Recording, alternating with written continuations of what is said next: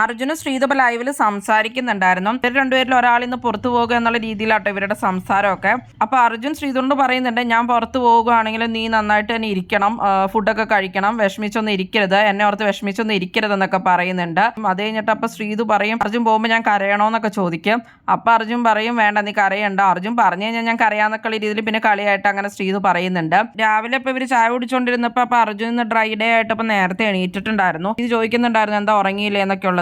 അപ്പൊ ശരിക്കും ഉറങ്ങിയില്ല എന്നൊക്കെ അർജുൻ പറയുന്നുണ്ട്. ഒരുപാട് നേരത്തെ എണീറ്റ് ഉറക്കമൊന്നും ശരിയായില്ല എന്ന് അർജുൻ പറയുന്നുണ്ട്. എന്താ അർജുൻ എന്നാ പ്രശ്നം എന്നൊക്കെ അപ്പൊ ശ്രീതു ചോദിക്കുന്നുണ്ടായിരുന്നു. എന്നിട്ട് ശ്രീതു പറയുന്നുണ്ടായിരുന്നു, നൈറ്റ് അപ്പൊ ഇടയ്ക്ക് എണീറ്റപ്പോ ഞാൻ വന്ന് നോക്കിയിട്ടുണ്ടായിരുന്നു, അപ്പത്തേക്കും അർജുൻ ഉറങ്ങിയായിരുന്നു എന്നൊക്കെ. ശ്രീതുവിനോടൊപ്പം ഉറങ്ങിയായിരുന്നു എന്നൊക്കെ അർജുൻ ചോദിക്കുന്നുണ്ട്. അതിന്റെ ശ്രീതുവിനോട് ചോദിക്കുമ്പോൾ എനിക്കും അറിയില്ല, എന്തൊക്കെ ഒച്ചകളൊക്കെ കേട്ടോണ്ടിരിക്കണ്ടായിരുന്നു ശ്രീതു പറയുന്നുണ്ട്. ഡീപ് സ്ലീപ്പ് ഒന്നും കിട്ടിയില്ല എന്ന് അതിന്റെ ശ്രീതു പറയും. ഇവർക്ക് രണ്ടുപേരൊക്കെ അപ്പൊ ഇവരിൽ ഒരാൾ ഇന്ന് എവിറ്റ് ആവുമോ എന്ന് നല്ല പേടിയുണ്ട്. അർജുനപ്പൊ ഇന്ന് അർജുനോ ശ്രീതു ആരെങ്കിലും ഒരാൾ എവിറ്റ് ആവും എന്നുള്ള രീതിയിൽ തന്നെയാണ് അപ്പൊ ഇരിക്കുന്നത്. അപ്പൊ അതിന്റെ ഭയങ്കര വിഷമത്തിലൊക്കെയാണ്. അവിടെയുള്ള സായി സിജോ ഒക്കെ പറഞ്ഞ് കുറെ നെഗറ്റിവിറ്റി ഉണ്ടാക്കി വെച്ചിട്ടുണ്ട്. അതുകൊണ്ടായിരിക്കും അർജുന് ഭയങ്കര നെഗറ്റീവ് ആയെന്ന് തോന്നുന്നു. എന്നാൽ അത് അർജുൻ പുറത്തൊന്നും കാണിക്കുന്നില്ല. പക്ഷെ ശ്രീധുവിന്റെ അടുത്ത് നിന്ന് ഇങ്ങനെ പറയുമ്പോൾ തന്നെ മനസ്സിലാവുന്നുണ്ട്. ശരിക്കും പറഞ്ഞാൽ ഇവരാണ് ഏറ്റവും വീക്ക് എന്നുള്ള രീതിയിലാണ് ഇപ്പൊ അവരാക്കി വെച്ചേക്കണം, ബാക്കി എല്ലാവർക്കും ഓട്ടുണ്ട് എന്നുള്ള രീതിയിലൊക്കെ. അതുകൊണ്ടാണ് അർജുൻ അങ്ങനെ വിചാരിക്കുന്നത്. ഇന്നത്തെ എവിഷൻ കഴിയുമ്പോൾ എന്തായാലും സിജോയുടെ സായുടെ ഒക്കെ കാര്യം ഒരു തീരുമാനമാവും. കാരണം അപ്സര പോകുന്നൊന്നും അവർ പ്രതീക്ഷിക്കുന്നേ ഇല്ല. ടോപ്പ് 5 അപ്സരനെ പ്രതീക്ഷിച്ചിരിക്കുകയാണ്. അപ്പൊ ഇവരൊക്കെ അപ്പൊ കോൺഫിഡന്റ് ആവാനും സാധ്യതയുണ്ട്. നിങ്ങൾക്ക് എന്താണ് തോന്നുന്നത്?